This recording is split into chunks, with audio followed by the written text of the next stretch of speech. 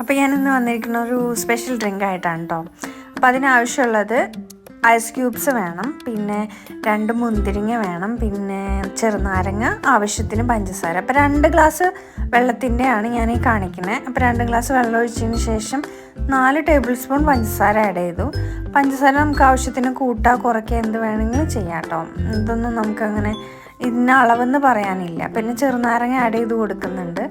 പിന്നെ 2 മുന്തിരി തന്നെ ആവണമെന്നില്ല, അത് ക്യാരറ്റ് ആഡ് ചെയ്യുക, വാട്ടർമെലൺ ആഡ് ചെയ്യുക, എന്ത് നമുക്ക് ആഡ് ചെയ്യാം ഇതിൻ്റെ ഒപ്പം. ഇത് നന്നായിട്ട് മിക്സിയിൽ ജ്യൂസാക്കി അടിച്ചെടുക്കാം.